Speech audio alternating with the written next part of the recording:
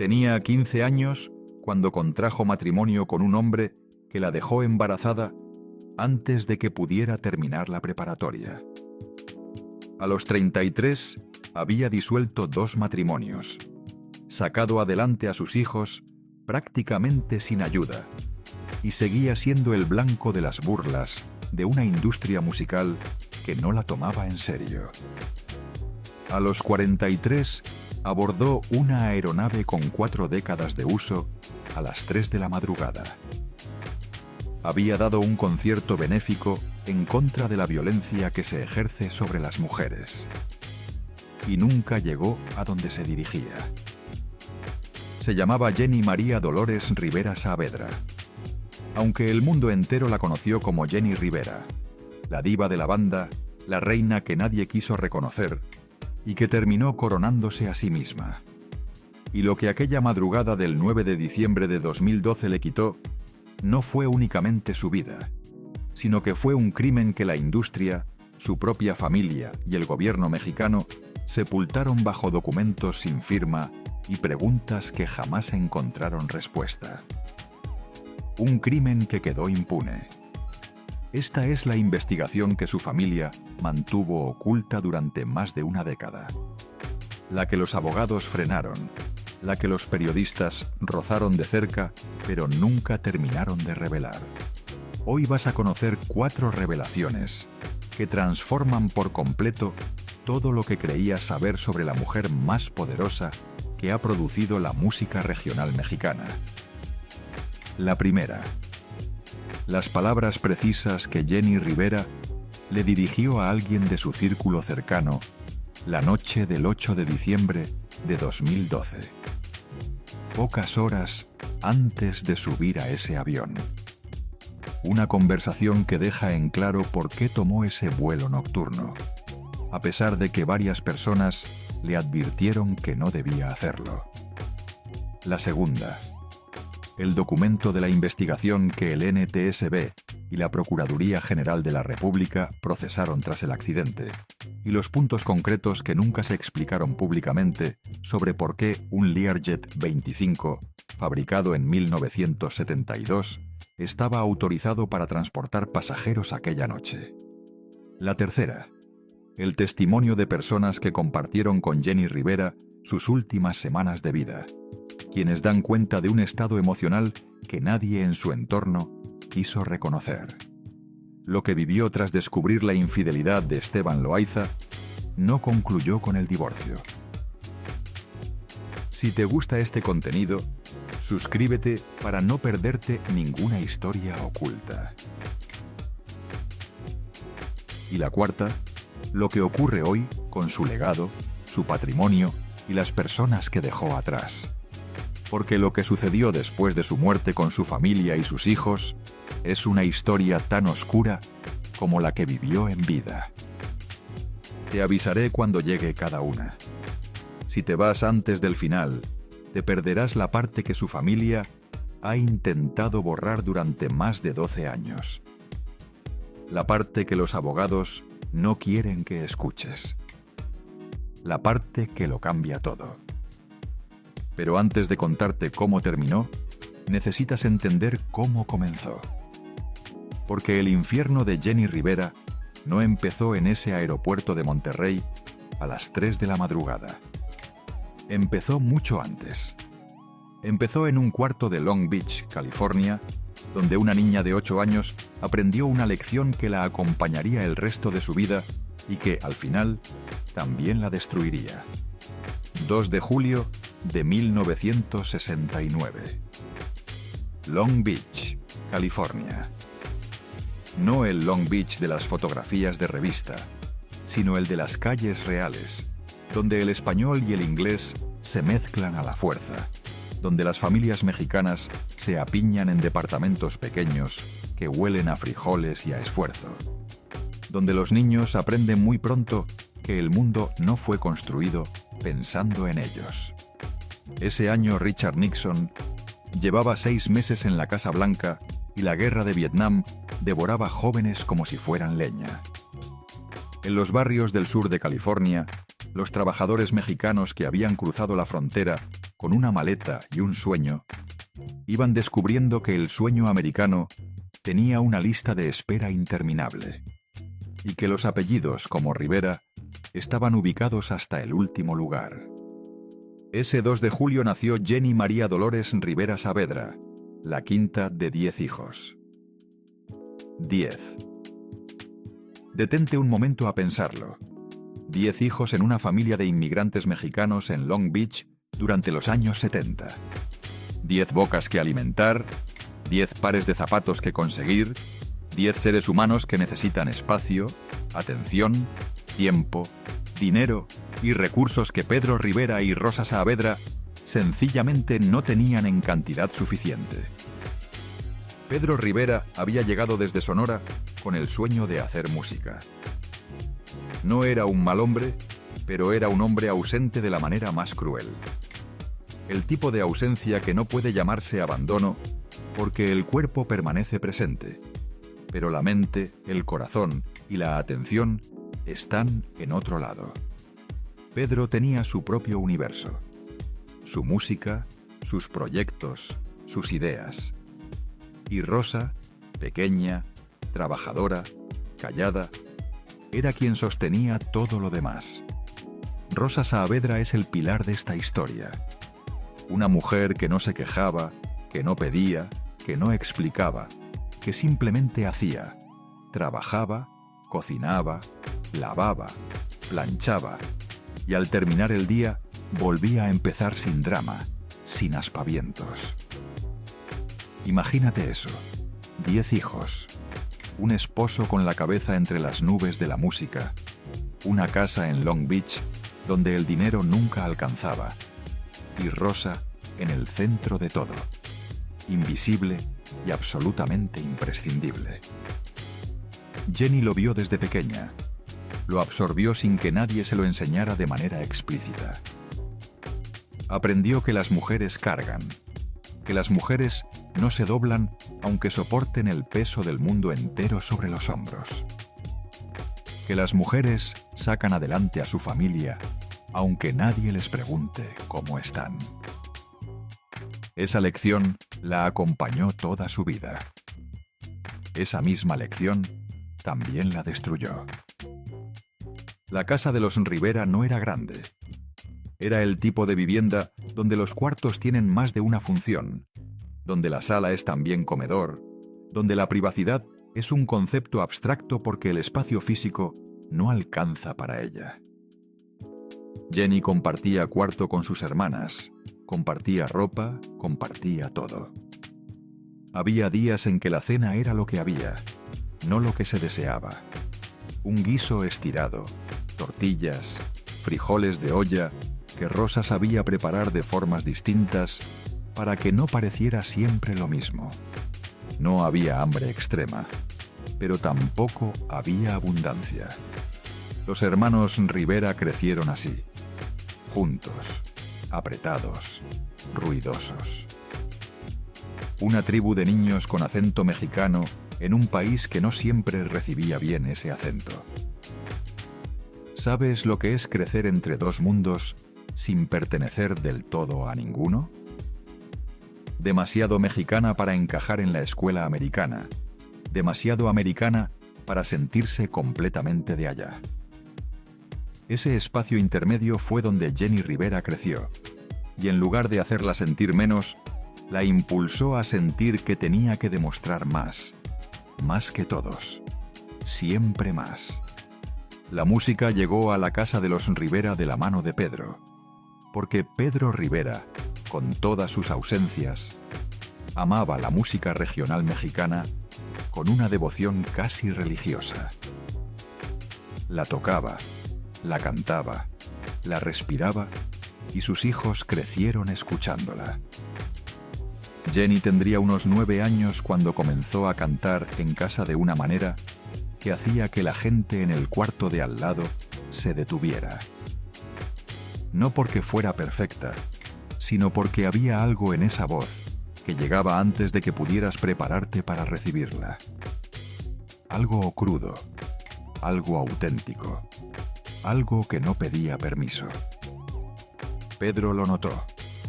Por supuesto que lo notó. Pero Pedro Rivera tenía una forma de expresar el amor hacia sus hijos que a veces resultaba difícil de distinguir del orgullo propio.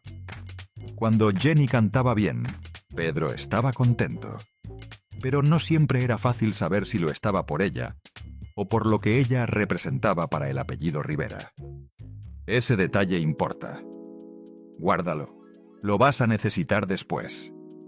La adolescencia de Jenny Rivera fue breve. Demasiado breve. Porque a los 15 años, cuando la mayoría de las chicas de su edad pensaban en la preparatoria y en los amigos, Jenny Rivera se casó. Él se llamaba José Trinidad Marroquín y era mayor que ella. Piénsalo, 15 años. Una niña que todavía debería estar decidiendo qué ponerse para ir a la escuela, firmando papeles de matrimonio. En 1984, en Long Beach, California, aquel matrimonio no tardó en mostrar su verdadera cara. José Trinidad Marroquín no era el hombre que Jenny necesitaba. Era el tipo de hombre que viene a llenar el hueco que dejó un padre ausente. No porque te haga bien, sino porque es lo que conoces, lo que te resulta familiar. A los 15 años tuvo a Chiquis, su primera hija. Todavía era una niña criando a otra niña. Y aquí comienza el patrón que se repetirá en la vida de Jenny Rivera de maneras que duelen cada vez con más fuerza. Las mujeres cargan, las mujeres no se quiebran, las mujeres sacan adelante. Jenny cargó, Jenny no se quebró, Jenny sacó adelante. ¿Pero a qué costo? El matrimonio con Marroquín llegó a su fin. Jenny quedó sola con una hija, sin dinero suficiente, sin carrera establecida, sin red de seguridad. De vuelta al principio, de vuelta a cargar sola. Piensa en eso un momento. 19 años. Un bebé en brazos en Long Beach, sin el matrimonio que iba a ser su plan, teniendo que demostrar una vez más que era capaz, que no necesitaba a nadie, que podía sola. ¿Sabes lo que es aprender desde niña que pedir ayuda es señal de debilidad? Y entonces jamás pedirla, aunque te estés ahogando. Eso es lo que Rosa Saavedra le enseñó sin querer enseñárselo. Eso es lo que la vida en aquella casa de Long Beach grabó en Jenny Rivera antes de que tuviera palabras para describirlo. Las mujeres cargan, las mujeres no se quiebran, las mujeres sacan adelante. Solas si es necesario. Siempre solas si es necesario. Pero había algo que Jenny tenía y que la mayoría de las personas no tienen. Su voz no era perfecta en el sentido técnico. Era una voz que sonaba a vida vivida, a traición tragada, a llanto convertido en canción. Una voz que cuando llegaba a los oídos de alguien que había sufrido, hacía que esa persona sintiera que por fin alguien la entendía. En 1992, con 22 años, grabó su primer álbum de manera independiente bajo el sello Cintas Acuario, sin dinero para una producción grande, sin conexiones con las disqueras importantes, sin nadie abriéndole puertas. Tenía esa voz y tenía algo más difícil de fabricar que cualquier talento. Tenía razones reales para cantar lo que cantaba. Pero lo que vino después fue mucho más difícil de lo que ella imaginaba. A los 22 años, Jenny Rivera tenía un álbum grabado, una hija que mantener y una industria musical que no sabía qué hacer con ella. La música regional mexicana en los años 90 era un mundo de hombres. Quienes cantaban eran hombres. Quienes producían eran hombres. Quienes decidían quién grababa, quién sonaba en la radio y quién llenaba los palenques eran hombres. Y cuando una mujer se atrevía a plantarse en ese territorio, las reglas no escritas eran claras. Podías estar si eras bonita de cierta manera, si cantabas temas románticos de cierta manera, si no incomodabas demasiado. Jenni Rivera no cumplía ninguna de esas condiciones. No porque no pudiera, sino porque no quería. Quería cantar lo que las mujeres de verdad vivían. Las traiciones, los hombres infieles, la rabia que se traga en silencio. Y eso, en la industria de 1992, era demasiado incómodo para quienes tomaban las decisiones. Así que Jenni Rivera se inventó su propio camino. Pero lo que vino después fue mucho más difícil de lo que imaginaba. Long Beach, California. Jenni Rivera llevaba 3 años intentando abrirse paso con cintas Acuario. 3 años de álbumes grabados con presupuesto mínimo, de actuaciones en lugares que la mayoría de los artistas preferiría olvidar, de llamadas a estaciones de radio que no le devolvían el favor. 3 años de puertas que se cerraban antes de que pudiera terminar de tocarlas. Pero Pedro Rivera conocía gente. No la gente grande de las disqueras de Los Ángeles, sino la gente pequeña, los promotores locales, los dueños de los clubes, los programadores de las estaciones de radio hispanas de California. Y en 1995, una de esas conexiones resultó ser la correcta en el momento preciso. Un locutor de una estación de radio hispana en California escuchó uno de los temas de Jenni, sintió algo y lo puso al aire. Así, sin estrategia, sin campaña, sin nada. Y los teléfonos de la estación comenzaron a sonar. Mujeres llamando para preguntar quién era esa voz, para pedir que la volvieran a poner, para saber dónde conseguir el álbum. Imagínate eso. Años de trabajo invisible, años de puertas cerradas, y de pronto un locutor de turno nocturno que aprieta play. Así de arbitrario es el momento en que la vida cambia. Así de injusto es que el talento solo no alcanza. Las mujeres cargan, las mujeres no se quiebran. Las mujeres sacan adelante. Esa noche, sin saberlo todavía, Jenni Rivera comenzaba a convertirse en algo más grande. Pero la industria no iba a rendirse tan fácilmente. Nunca lo hace, porque el talento no basta. Nunca ha bastado. Para construir una carrera en la música regional mexicana, desde cero, se necesita dinero que no tienes, contactos que no tienes, tiempo que no tienes cuando eres madre soltera con hijos que mantener, y una piel tan gruesa que las humillaciones reboten sin dejarte marca permanente.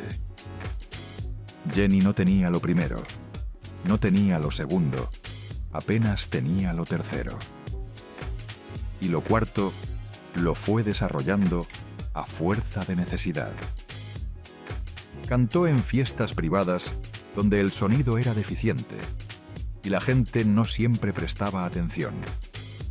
Cantó en clubes nocturnos del área de Los Ángeles donde el humo era denso. Los borrachos no siempre respetaban el espacio del artista y los dueños pagaban lo mínimo posible. Cantó en palenques pequeños en California y Texas, donde el público era auténtico y brutal en su honestidad. ¿Sabes lo que es pararte en un escenario donde la mitad del público ni siquiera sabe tu nombre? Donde el sonido falla a mitad de canción, donde el pago apenas cubre el viaje, y aún así, dar todo lo que tienes? ¿Sabes lo que es hacer eso cientos de veces durante años mientras mantienes a tus hijos? Jenni Rivera lo sabe. Lo que la mantenía en pie no era la esperanza abstracta de ser famosa. Era algo más urgente. Sus hijos necesitaban comer. No había filosofía detrás. Había facturas que pagar y una madre que no iba a permitir que sus hijos pasaran por lo que ella había pasado. Las mujeres cargan. Hubo noches en que pensó en rendirse. Ella misma lo admitió años después. Noches en que llegaba a casa agotada, con poco dinero, con los hijos dormidos, preguntándose si tenía sentido seguir. Pero algo la detenía. Algo en su interior le decía que si aguantaba una noche más, todo iba a cambiar. Y tenía razón.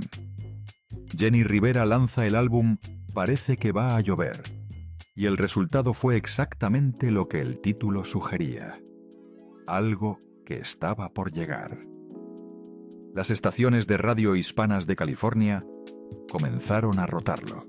Después las de Texas, después las de otros estados con comunidades mexicanas grandes. Y con cada rotación, el teléfono sonaba. Las mujeres llamaban, los hombres llamaban para decir que era la voz de su madre, de su hermana, de su esposa. Porque lo que Jenni Rivera cantaba no eran canciones en el sentido abstracto. Eran conversaciones. Eran las cosas que la gente quería decirle a alguien y no sabía cómo, o no se atrevía, o no encontraba las palabras. Y Jenni las había encontrado. Esa noche en que el álbum comenzó a sonar masivamente, Jenni Rivera dejó de ser la hija de Pedro Rivera, la cantante del sello familiar. Se convirtió en la voz que decía lo que las demás no se atrevían a decir. Lo que vino después fue una acumulación de victorias que la industria no había planeado ni anticipado. Las estaciones de radio hispanas de California y Texas competían por tenerla. Los promotores de conciertos empezaron a llamar. Primero los pequeños, después los más grandes. Los mismos palenques donde años antes había cantado para públicos pequeños, cobrando lo que sobraba del presupuesto, ahora la querían como cabeza de cartel. En 2003 terminó su matrimonio con Juan López, su segundo esposo y padre de 3 de sus hijos. Y en lugar de destruir su carrera, sus canciones sobre mujeres que se levantan después de que todo se derrumba resonaron más que nunca. Porque ahora no eran solo canciones, eran su vida. Y el público lo sabía. Quizá tú también has visto eso. Alguien que toma lo más roto de sí mismo y lo ofrece al mundo como un regalo. No porque sea valiente en el sentido heroico, sino porque no sabe hacerlo de otra manera. Las mujeres cargan. Jenni Rivera lo cantaba, y millones pensaban, esa soy yo.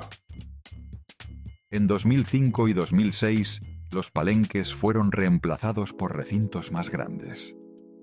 La audiencia crecía.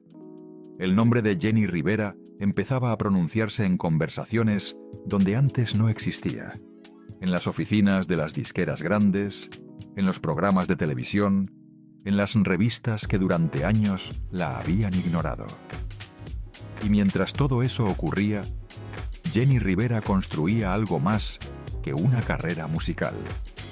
Construía un negocio. Porque Jenni Rivera entendió algo que muchos artistas no comprenden hasta que es demasiado tarde. La fama es temporal, pero los negocios pueden durar. Guarda ese detalle.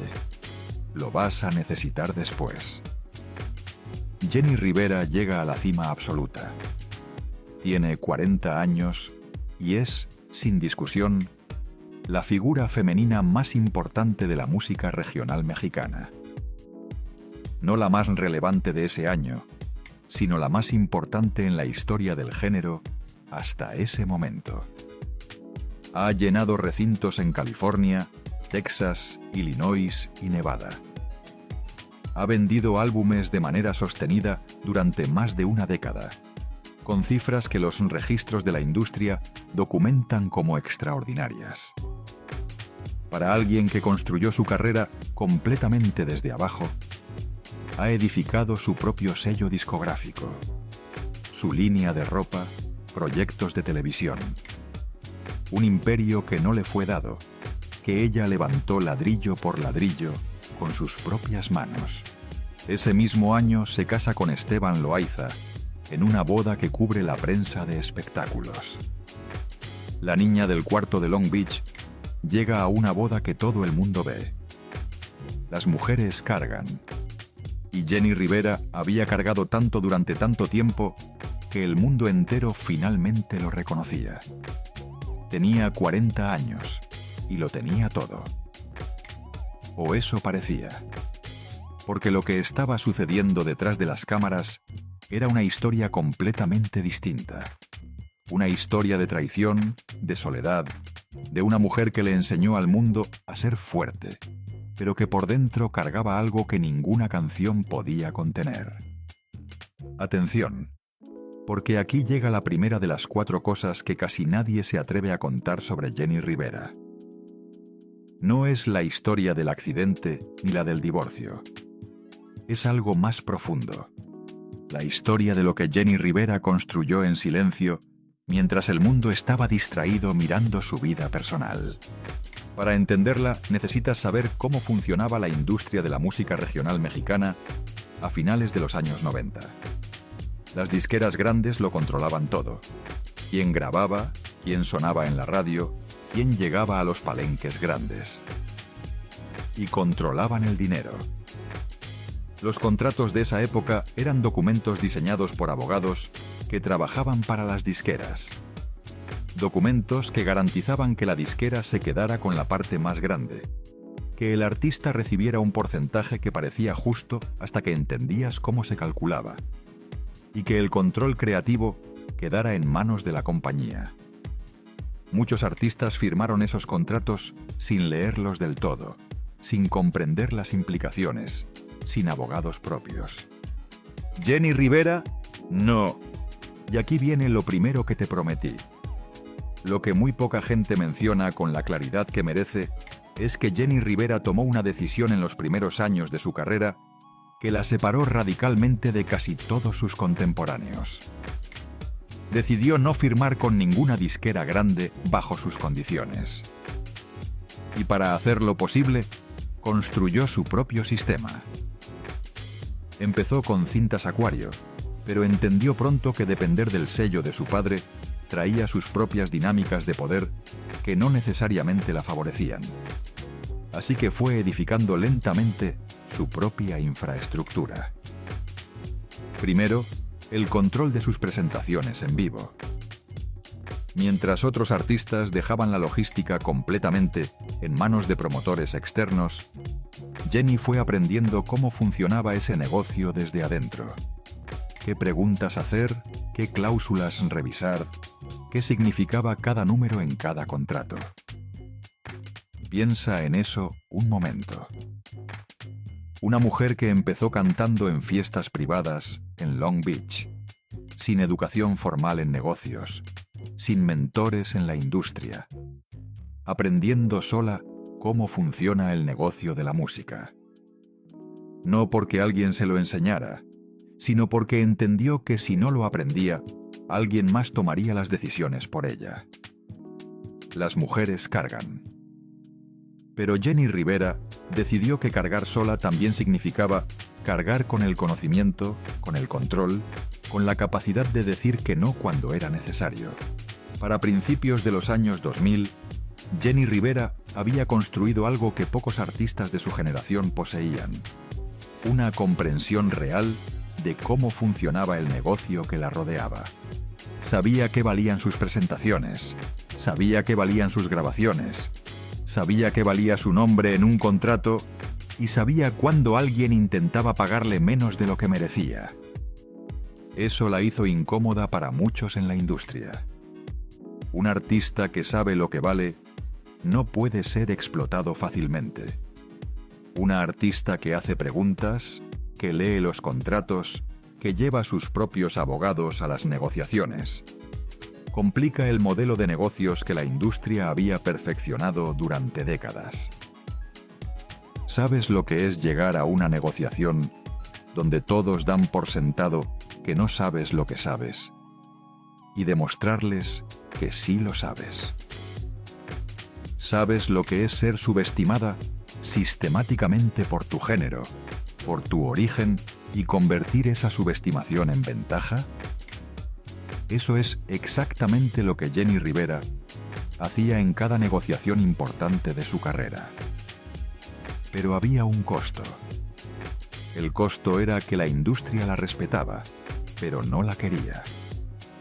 Los premios llegaron tarde. El reconocimiento institucional llegó tarde. Las portadas de las revistas grandes llegaron tarde, porque quienes controlaban esas plataformas preferían artistas más manejables, más dispuestas a firmar donde les decían sin hacer preguntas. Quizá tú también has estado en un lugar donde las reglas no fueron escritas pensando en personas como tú, donde el sistema asume que eres el personaje secundario.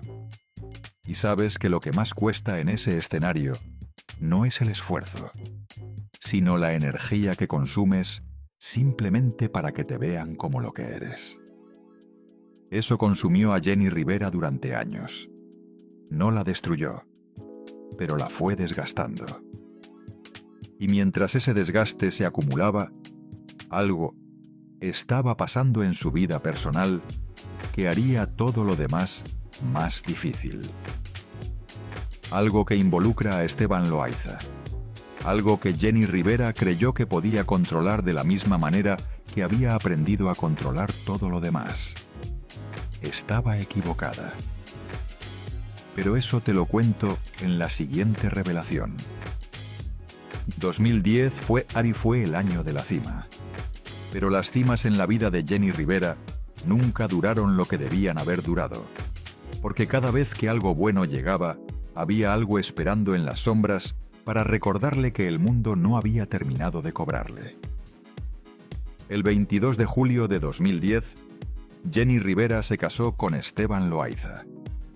Loaiza era lanzador profesional de béisbol. Había jugado en las grandes ligas con los Yankees de Nueva York y los Medias Blancas de Chicago.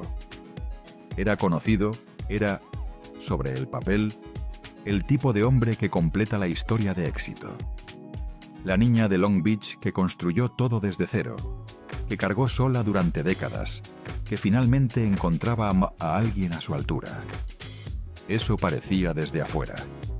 El público quiso creerlo. Querían que esta vez fuera diferente. No lo fue. Y ahora sí, la segunda revelación.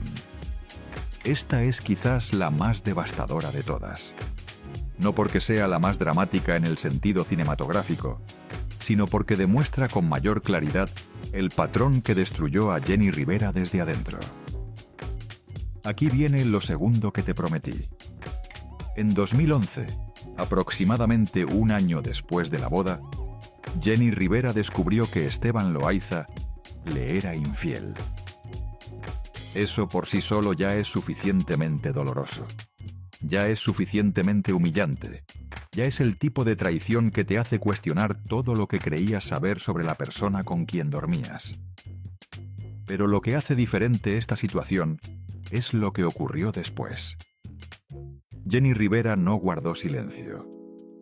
No llamó a sus abogados para manejar el divorcio en privado. No eligió la ruta discreta que muchas estrellas habrían tomado para proteger su imagen. En declaraciones que circularon ampliamente en medios de México y Estados Unidos, Jenni habló sobre la infidelidad de Loaiza con una franqueza que dejó a muchos sin palabras. No fue la declaración calculada de un equipo de relaciones públicas. Fue una mujer hablando desde el dolor, desde la rabia, desde esa mezcla de humillación y determinación que ella conocía mejor que nadie. Y entonces hizo algo que nadie esperaba. Lo expuso en un reality show. El programa documentó con cámaras presentes el proceso del divorcio, las conversaciones, las confrontaciones, los momentos en que Jenni tuvo que sentarse frente a las consecuencias de otro matrimonio que no había funcionado, frente a otra traición de otro hombre en quien había decidido confiar. Piensa en eso un momento. Una mujer que ya había sobrevivido 2 divorcios. Una mujer que había construido una carrera entera cantando sobre exactamente ese tipo de dolor, sentada frente a cámaras, procesando en tiempo real la traición del hombre con quien se había casado apenas un año antes. ¿Por qué lo hizo así? Porque Jenni Rivera nunca aprendió a separar su vida de su arte. Las mismas razones que hacían que sus canciones llegaran tan profundo, las mismas razones que construyeron su conexión con millones de mujeres, eran también las que la hacían incapaz de fingir que todo estaba bien cuando todo estaba destruido. Las mujeres cargan. Pero cargar en público tiene un precio diferente al de cargar en privado. Cargar en público significa que cada momento de debilidad queda registrado, que cada declaración dicha desde el dolor puede ser sacada de contexto y convertida en contenido de entretenimiento. Y la industria del espectáculo encontró en este momento algo que sí podía aprovechar de Jenni Rivera: su dolor. Los mismos medios que durante años la habían ignorado como artista, de pronto la cubrían con intensidad cuando su matrimonio se derrumbaba en público. Jenni lo notó, lo dijo, y esa observación añadió otra capa de amargura a algo que ya era suficientemente amargo. ¿Sabes lo que es que el mundo te preste más atención cuando estás sufriendo que cuando estás triunfando? ¿Sabes lo que es descubrir que tu dolor resulta más entretenido para los demás que tu éxito? Quizá tú también has sentido que hay personas que se acercan más en tus crisis que en tus victorias. Y sabes que esa atención no es amor, que esa presencia no es lealtad. Jenni Rivera lo sabía. Las mujeres cargan, y ella siguió cargando. El divorcio se procesó. Los conciertos continuaron. La maquinaria siguió funcionando, porque Jenni Rivera no se permitía el lujo de detenerse. Pero algo había cambiado. Algo en el interior de esa mujer estaba llegando a un límite que ella no reconocía, pero que las personas más cercanas podían percibir. Y en los meses que condujeron a ese concierto de diciembre de 2012, ese estado interior se fue haciendo cada vez más evidente. Pero lo que vino después fue peor, mucho peor. Antes de contarte lo que pasó en diciembre de 2012, necesitas saber algo que casi nadie contó con honestidad en los días y semanas que siguieron al fallecimiento de Jenni Rivera. Cuando alguien pierde la vida de manera repentina y pública, ocurre algo muy predecible. Todo se vuelve perfecto. Los defectos desaparecen. Los momentos difíciles se reencuadran como pruebas de fortaleza. Y la persona real, compleja, contradictoria y humana, queda sepultada debajo de la versión santificada, que es más fácil de consumir. Eso le pasó a Jenni Rivera, lo que significa que la historia de sus últimas semanas de vida, el estado real en que se encontraba en los meses finales de 2012, fue una historia que muy pocas personas contaron con la claridad que merecía. Hasta que algunos de los que estuvieron cerca de ella comenzaron a hablar. No en grandes conferencias de prensa, sino en conversaciones, en declaraciones dadas a periodistas específicos, en momentos donde alguien que conocía a Jenni Rivera, de verdad, decidía que la verdad era más importante que la narrativa cómoda. Y aquí viene lo tercero que te prometí. Las personas que estuvieron cerca de Jenni Rivera entre el divorcio de Loaiza y el 9 de diciembre de 2012, describen a una mujer que estaba llegando a un límite. No una mujer quebrada. Jenni Rivera no funcionaba así. Seguía de pie aunque por dentro estuviera cayendo, porque eso era lo único que había aprendido a hacer desde los 8 años, cuando su madre la dejaba encerrada con llave en ese cuarto de Long Beach. Las mujeres cargan. Pero cargar tiene un límite que el cuerpo conoce antes de que la mente lo admita. Las personas cercanas describen a una Jenny Rivera que dormía menos de lo que necesitaba, que sostenía simultáneamente su carrera musical, sus negocios, su rol como madre, su proceso de divorcio, su participación como jueza en La Voz México durante los primeros meses de 2012, y compromisos profesionales que no dejaban espacio para recuperarse entre uno y otro.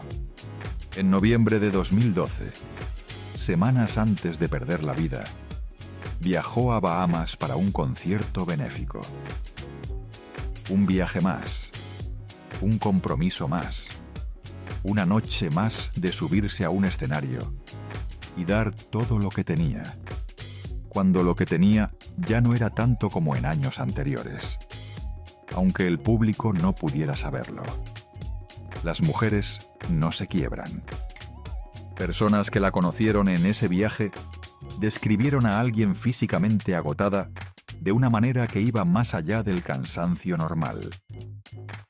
Había momentos entre una obligación y otra donde Jenny bajaba la guardia lo suficiente para que alguien que la conocía bien pudiera ver lo que había debajo de la fortaleza que proyectaba. Y lo que había debajo era una mujer que llevaba demasiado tiempo cargando demasiadas cosas sola. Piensa en eso un momento. No como dato biográfico, sino como experiencia humana. 43 años de vida en los que la respuesta a cada golpe, a cada traición, a cada matrimonio que se derrumbaba, había sido siempre la misma. Aguantar, seguir, cargar más, mostrarle al mundo que nada podía con ella. ¿Sabes lo que eso le hace a una persona? Crea una distancia entre lo que muestra al mundo y lo que realmente siente. Una distancia que con el tiempo se vuelve tan grande que ya no sabes cuál de las dos versiones eres tú. Jenny Rivera vivía en esa distancia en los últimos meses de su vida. Algunos intentaron crear espacio para que pudiera bajar la guardia, pero Jenny Rivera no sabía recibir apoyo. No porque fuera arrogante, sino porque desde los 8 años la lección había sido siempre la misma. Las mujeres cargan, las mujeres no se quiebran, las mujeres sacan adelante. Solas si es necesario. Siempre solas si es necesario. El 8 de diciembre de 2012, Jenny Rivera dio un concierto en el Tecnológico de Monterrey. Un concierto benéfico contra la violencia hacia las mujeres. Quizá tú también has notado la ironía. La mujer que pasó su vida cantando sobre el dolor que los hombres les hacen a las mujeres, que llenó palenques con mujeres que se veían reflejadas en sus canciones, dando su último concierto en un evento contra la violencia hacia las mujeres. Como si la vida tuviera una forma de cerrar círculos que nadie pidió que cerrara. Después del concierto, en las horas que siguieron, Jenny Rivera tenía que decidir sobre el vuelo de regreso. Y lo que se sabe sobre esa decisión, sobre las conversaciones que ocurrieron en esas horas, sobre lo que Jenny sabía y decidió de todas maneras, es la parte que su familia prefiere no confirmar, pero que las personas presentes esa noche no han podido olvidar. Eso te lo cuento en la cuarta y última revelación, la que prometí al principio que cambiaría todo. Y ahora llegamos a la cuarta y última revelación, la que te prometí al principio, la que su familia prefiere no confirmar, la que los abogados no quieren que escuches. Si has llegado hasta aquí, esto es para ti. Para entender lo que pasó en las horas previas al despegue del 9 de diciembre de 2012, necesitas comprender algo sobre cómo funcionaba Jenny Rivera cuando tomaba decisiones bajo presión. No era una mujer que dudaba. Era una mujer que evaluaba, decidía y ejecutaba. Ese mecanismo le había servido bien durante años. Le había dado la fortaleza para levantarse después de cada golpe. Pero ese mismo mecanismo fue el que la puso en ese avión a las 3 de la madrugada. Y aquí viene lo cuarto que te prometí. El Learjet 25 que despegó del Aeropuerto Internacional de Monterrey a las 3:15 de la madrugada del 9 de diciembre de 2012 fue fabricado en 1972. 40 años. Un avión de 40 años transportando a 7 personas en un vuelo nocturno desde Monterrey hacia Toluca. Los registros aeroportuarios documentan el despegue. El piloto era Miguel Pérez Soto Chico. El copiloto, Marco Antonio Vega. A bordo, además de Jenny Rivera, viajaban su asistente personal, su publicista, su maquillista y su asesor de negocios. 7 personas. La investigación posterior del NTSB y de la Procuraduría General de la República determinó que el accidente fue causado por pérdida aerodinámica de la aeronave, posible error del piloto y condiciones climáticas adversas. Esa es la versión oficial. Pero hay preguntas que esa versión no responde. ¿Por qué un Learjet 25, fabricado en 1972, con 4 décadas de uso, estaba autorizado para transportar pasajeros en ese vuelo específico? Los registros de aeronavegabilidad de esa aeronave debieron ser revisados antes de que 7 personas abordaran ese avión a las 3 de la madrugada. ¿Fueron revisados? ¿Por quién? ¿Con qué nivel de detalle? El expediente oficial existe, pero los puntos relacionados con el estado de mantenimiento de esa aeronave y con quién autorizó ese vuelo bajo esas condiciones son puntos que el expediente no ilumina con la claridad que debería. Piensa en eso un momento. 7 personas abordaron un avión de 40 años a las 3 de la madrugada. 90 minutos de vuelo que nunca se completaron, porque a las 4:20 se perdió contacto con la torre de control. Las mujeres cargan. Jenny Rivera cargó con sus hijos, con su familia, con una carrera construida desde cero, con el peso de ser la voz de millones. Y la noche del 8 al 9 de diciembre de 2012, cargó también con la decisión de subirse a ese avión. Las personas que estuvieron con Jenny Rivera después del concierto, en las horas transcurridas entre el final del show y el despegue, describen una situación donde la urgencia de llegar a Toluca era real. Había compromisos, había obligaciones, un asunto personal, un asunto legal relacionado con el divorcio de Loaiza, un compromiso profesional que no podía moverse. Las versiones que circularon nunca llegaron a un consenso. Su familia no confirmó detalles específicos. Lo que sí se sabe es esto. Jenny Rivera sabía que ese avión era viejo. No necesitaba ser experta en aviación. Era un Learjet 25 fabricado en 1972. Eso no requería conocimiento técnico especializado. ¿Sabes lo que es tomar una decisión que en algún nivel sabes que conlleva riesgos, pero tomarla de todas maneras porque hay algo más grande que el miedo empujándote? ¿Sabes lo que es ser el tipo de persona que no se permite dudar porque detenerse se siente demasiado parecido a rendirse? Eso describieron las personas cercanas a Jenny esa noche. No una mujer que desconocía los riesgos, sino una mujer que los conocía y siguió adelante porque así había funcionado toda su vida. Las mujeres cargan, las mujeres no se quiebran, las mujeres sacan adelante, hasta que no pueden más. Quizá tú también has tomado una decisión donde algo en tu interior te decía, para, espera, piensa. Y continuaste de todas maneras porque tenías demasiadas personas que contaban contigo. Jenny Rivera tomó esa decisión a las 3:15 de la madrugada del 9 de diciembre de 2012. A las 4:20 de la madrugada, el Learjet 25 desapareció de los radares. Los restos fueron encontrados cerca de Iturbide, Nuevo León. Las 7 personas a bordo fallecieron. No hubo sobrevivientes. No hubo tiempo para mensajes de despedida. No hubo tiempo para nada. La mujer, que pasó 43 años demostrando que nada podía con ella, perdió la vida en un avión de 40 años a las 4 de la madrugada, sola, como había aprendido a estar sola desde niña, rodeada de personas que dependían de ella. Como siempre, las mujeres cargan hasta el final. 9 de diciembre de 2012. Iturbide, Nuevo León. El sol no había salido cuando los primeros reportes comenzaron a circular. Primero en redes sociales, esa manera moderna y brutal de enterarse de las cosas, donde la información llega antes de que nadie pueda verificarla o suavizarla.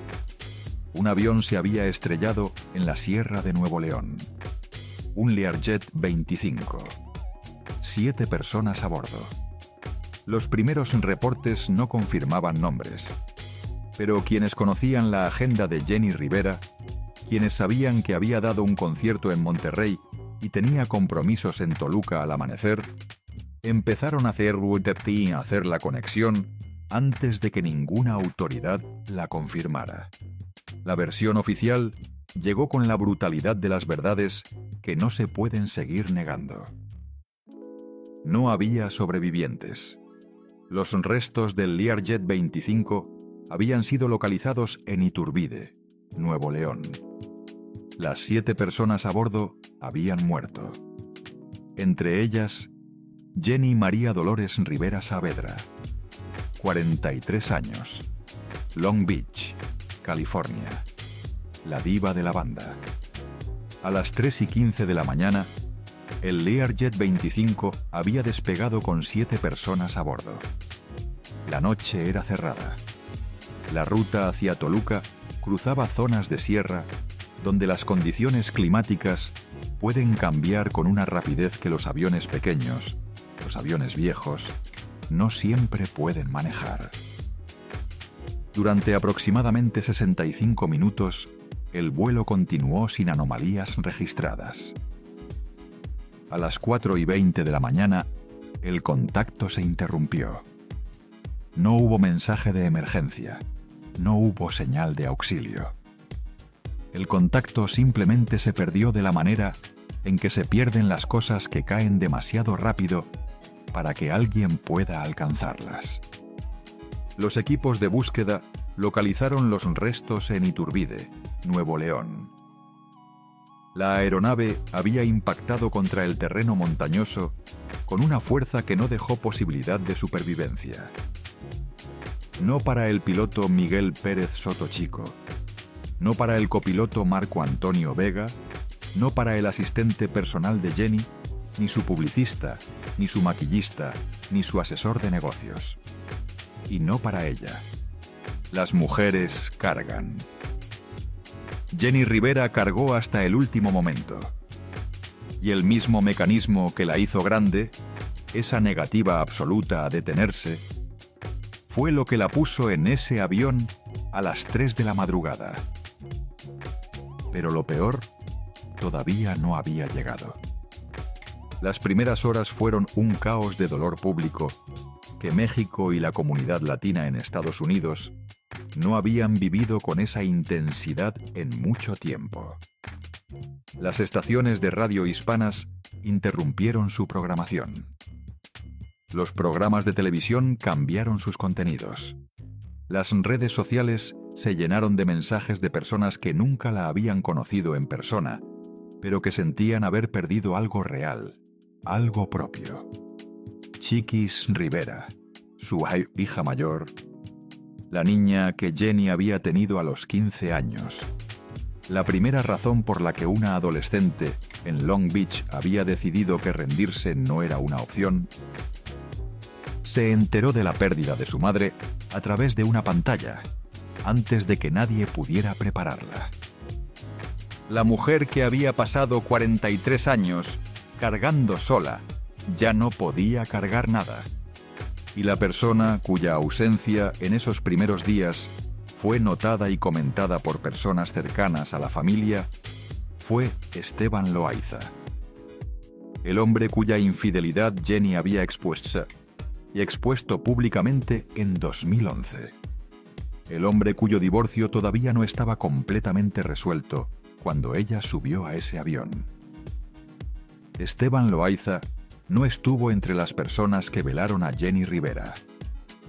Los años que siguieron demostraron algo que Jenny Rivera había cantado durante décadas: que el dolor no termina cuando termina la causa del dolor. Su legado musical sobrevivió. Sus canciones siguieron sonando. Su nombre siguió pronunciándose con el peso de alguien que partió antes de terminar lo que vino a hacer. Pero su familia se fracturó.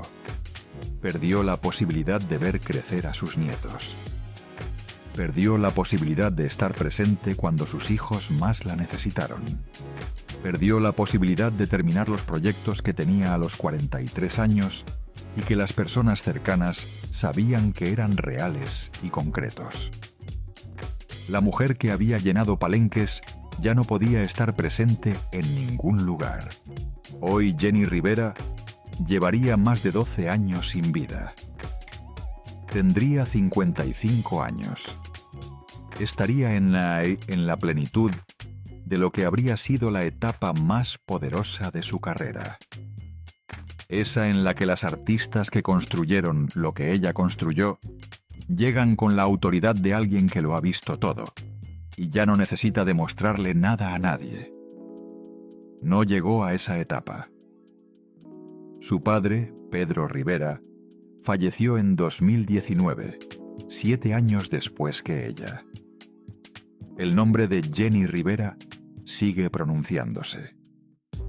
Sus canciones siguen sonando en las cocinas, en los carros y en los palenques, donde las mujeres que se ven reflejadas en sus letras la siguen buscando como si todavía pudiera responderles. Ya no puede. Pero algo de ella sigue ahí. Algo que ningún accidente, ninguna investigación incompleta, ninguna fractura familiar puede borrar. La voz. La voz que sonó por primera vez en Long Beach, California, en una casa donde 10 hijos aprendieron que la vida no regala nada y que las mujeres cargan. Esa voz todavía suena. Recapitulemos esta historia en números fríos. 1969. Nace Jenny Rivera en Long Beach, quinta de 10 hijos. Un cuarto compartido, café con leche y lo que hubiera. 1977. A los 8 años deja de ser niña y se convierte en apoyo de sus hermanos. Aprende que las mujeres cargan. 1984. A los 15, se casa con José Trinidad Marroquín. Su primera hija, Chiquis, nace cuando Jenny todavía es una niña. 1992. Lanza su primer álbum independiente. Sin dinero, sin conexiones. Solo esa voz y razones reales para cantar. 1999. Parece que va a llover, lo cambia todo. Las mujeres en las cocinas y los hombres en los carros escuchan y piensan: esa soy yo. 2003. Termina su matrimonio con Juan López. Sus canciones sobre mujeres que se levantan resuenan más que nunca, porque ahora son su vida.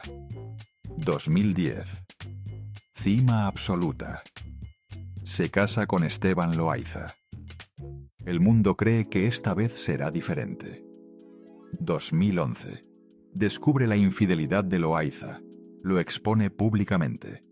Su dolor resulta más entretenido para los medios que su éxito. 8 de diciembre de 2012. Último concierto en el Tecnológico de Monterrey. Un evento contra la violencia hacia las mujeres. 9 de diciembre de 2012. 3:15 de la mañana. Despega el Learjet 25.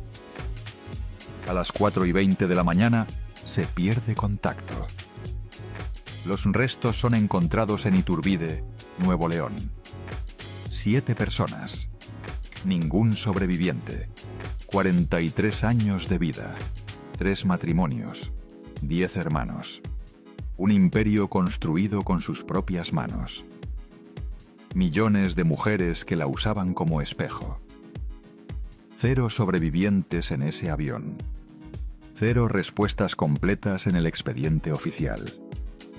¿Es esto una maldición? No. Es el retrato exacto de lo que le ocurre a una persona que aprende desde niña que pedir ayuda es debilidad, que detenerse es rendirse, y que las mujeres cargan siempre, sin límite, sin descanso. Eso no es una maldición. Es una herida que nadie curó a tiempo. La lección aquí no es que Jenny Rivera fue una víctima. También fue una arquitecta, una constructora, una mujer que tomó las peores condiciones de partida y edificó con ellas algo que muy pocas personas en la historia de la música regional mexicana han podido edificar. La lección es más profunda. Hay creencias que nos salvan en un momento de nuestra vida y nos destruyen en otro. Creencias que aprendemos cuando somos tan pequeños que no podemos elegir si las aprendemos o no, que se convierten en la estructura invisible sobre la que construimos todo lo demás, y que cuando ya no las necesitamos de la misma manera, no sabemos cómo soltarlas. Las mujeres cargan. Esa fue la creencia de Jenny Rivera. La aprendió a los 8 años en Long Beach. La necesitó para sobrevivir, para construir, para levantarse cada vez que la tumbaron, pero también fue la que la subió a un avión de 40 años a las 3 de la madrugada. Jenny Rivera tuvo fama, tuvo dinero, tuvo un nombre que millones pronunciaban con amor. Tuvo un imperio construido con sus propias manos, pero nunca tuvo permiso para detenerse. Nunca tuvo permiso para descansar. Nunca tuvo permiso para no cargar. Tenía millones de seguidores, pero perdió la vida en un avión a las 4 de la madrugada, sola con sus empleados. Tenía canciones que hablaban de amor, pero pasó su vida adulta sobreviviendo matrimonios que la traicionaron. Tenía una voz que sanaba a millones, pero nadie supo sanarla a ella. ¿Por qué una mujer que cantaba sobre el dolor de cargar sola nunca aprendió a no cargar sola? ¿Por qué una mujer que se convirtió en símbolo de fortaleza para millones nunca se permitió ser débil en privado? ¿Por qué una mujer que construyó todo lo que construyó nunca pudo construirse a sí misma un lugar donde descansar? Si esta historia te movió algo por dentro, si reconociste en algún momento de la vida de Jenny Rivera algo que también has sentido tú, dale like para que el algoritmo lo lleve a alguien más que lo necesita escuchar. Hay millones de personas que cargan